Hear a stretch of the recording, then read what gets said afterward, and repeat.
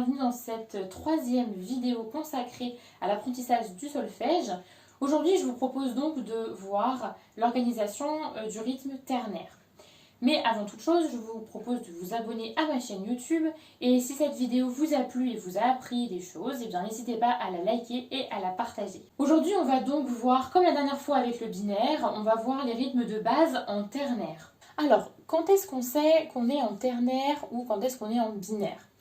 Bien souvent, quand vous avez le chiffrage donc à côté de la clé, vous avez deux chiffres. Ça, c'est pas bien souvent, c'est tout le temps. Si vous avez le chiffre 8 en bas, par exemple, si vous avez 6, 8, ça veut dire que vous êtes en ternaire. D'accord? Si vous avez le chiffre 8 en bas, ça veut dire que vous êtes en ternaire. Si vous avez un 4 en bas, il y a de grandes chances que vous soyez en binaire. Ok? Donc, ça, c'est déjà pour savoir quand est-ce que ces petites règles vont s'appliquer. Ces rythmes, plutôt, vont s'appliquer. Alors, en ternaire, tout va fonctionner par 3. Donc, la valeur de base, ça va plus être 2 croches, comme en binaire, mais 3 croches. D'accord? Donc, 3 croches vont valoir un temps. Comme dans la valse. 1, 2, 3, 1, 2, 3, 1, 2, 3. Ça, c'est le rythme de base. Donc là, les 3 croches, je vais vous les faire en boucle. 1, 2, 3, 1, 2, 3, 1, 2, 3, 1, 2, 3. Du coup, on va devoir rajouter des points pour rajouter l'équivalent d'une croche. Ici, la noire pointée. Noire pointée, ça va devenir un temps. Donc si, à l'inverse du binaire où on avait une noire pour un temps. D'accord? Là, c'est la noire pointée. Noire pointée, noire, noire. Simplement, elle est pointée. C'est une autre façon de l'écrire. Pareil pour la blanche qui va être pointée et qui va valoir toujours 2 temps, mais avec un point. Vous avez aussi un rythme que j'aime beaucoup, parce que ça ressemble un petit peu à mon prénom. C'est la sicilienne. La sicilienne, par exemple, si vous connaissez la marche du roi Brian Boru, il y a plein de siciliennes. Tadam, pa, padapam, pa, padam. D'accord? Sicilienne, sicilienne. En fait, elle se compose comme ça. Il y a une croche pointée, une double et une croche. D'accord? Donc, si on fait ça séparément, croche pointée, double, croche. Si on relie tout, ça donne ça. Ça, c'est la sicilienne. Donc, pareil, tout doit tenir en un temps. Donc, il y en a une qui va être un peu plus longue, puisqu'elle est pointée. Une plus courte, puisque c'est une double et une croche. Donc, en fait, sicilienne, sicilienne, ta, tati, ta, ta, ta. Ça donne un petit côté bancal aux 3 croches. Les 3 croches, c'est toujours la même chose. Pam, pam, pam, pam, pam, pam, pam, pam, pam. La sicilienne, elle vient décaler celle du milieu. Ta, ta, ta, ta, ta, ta, ta, ta, ta. Voilà pour la sicilienne. Le soupir pointé, donc c'est toujours le même principe. Hein, il va durer un temps, comme le soupir en binaire. Simplement, là, il est pointé. Et les doubles croches ne vont plus aller par 4, mais par 6. Puisque 3 x 2, ça fait 6. On est toujours dans les maths, et oui. Donc ça va faire ça. 1, 2, 3, 4, 5, 6. 1, 2, 3, 4, 5, 6. 1, 2, 3, 4, 5, 6. 1, 2, 3, 4, 5, 6. Voilà. Tout ça dans un temps, toujours. Alors, 2 petits exemples pour mettre tout ça en pratique. Le premier, donc, c'est la marche funèbre du roi Brian Boru, dont je vous parlais tout à l'heure. Le deuxième, c'est une slipjig irlandaise qui s'appelle Elizabeth Kelly's. Alors, dans les deux cas, vous voyez que j'ai un 8 en bas dans le chiffrage, d'accord? Donc, ça veut dire qu'on est en ternaire. Ici, je vais avoir 2 doubles. Donc ça, c'est une anacrouse. Je vous en ai parlé pour le binaire. C'est la seule mesure, la première, où on peut faire en sorte qu'il y ait moins de ce qu'il y a écrit là. Hein, là, ce qui est écrit, c'est 6 croches par mesure. Bref, ça, je vous en reparlerai. Donc, ici, c'est comme ça n'existait pas. On ne va pas le compter. Ici, mon premier temps, il tombe toujours forcément après la barre. D'accord? Donc, je vais avoir une sicilienne. Ensuite, je vais avoir l'ensemble noir, qui est l'équivalent de 2 croches, et 2 doubles. 2 doubles, ça c'est vrai tout le temps, c'est toujours l'équivalent d'une croche. C'est pareil, d'accord? 2 doubles, c'est 2 fois plus rapide. Enfin, il y en a 2 dans un temps. Une croche, c'est une croche. Une croche égale 2 doubles. Ça va?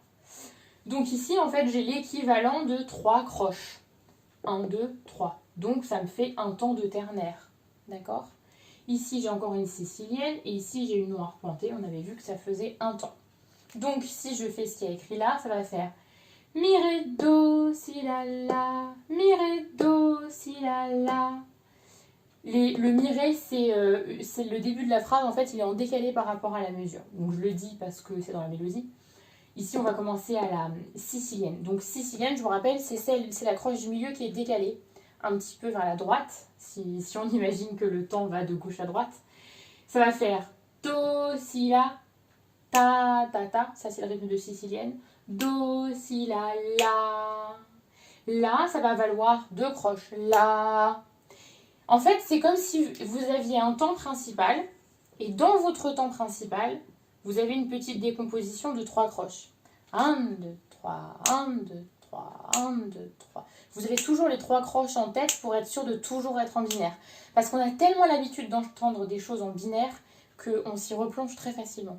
Donc ayez toujours le petit décompte de 3 croches dans la tête. Donc do, si, la, mi, ré, ti, la 2 croches, la, mi, ré. Mi, ré, ça va être la 3e croche. Mi, ré, do, si, la, mi, ré, do, si, la. Voilà comment on va lire cette première ligne. On passe maintenant à la suite. Elisabeth Kellys. Ici, on va avoir un temps. Donc 1, 2, 3. D'accord? Là, on compte en croches. Là, c'est facile. Les croches, elles sont directement par 3. Donc c'est un temps pour 3 croches. Et ici, on a la même chose.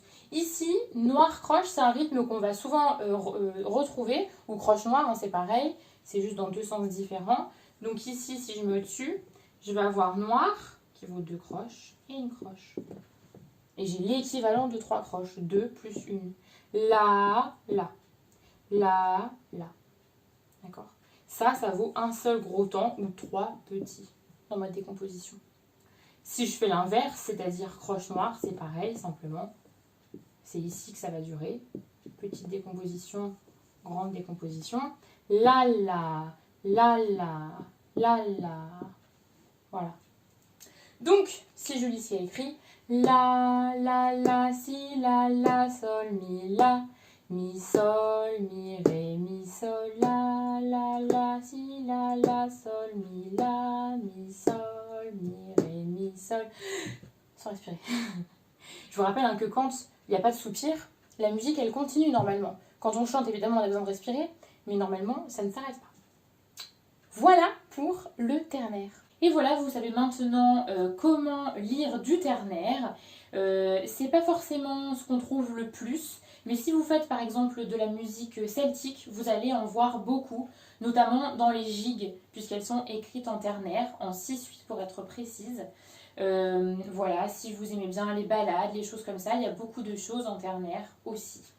Donc entraînez-vous bien et la prochaine fois on va parler justement du chiffrage, les 2 petits chiffres qu'il y a après la clé dans la partition. Donc soyez attentifs, la vidéo arrive. En attendant, travaillez bien. Ciao ciao.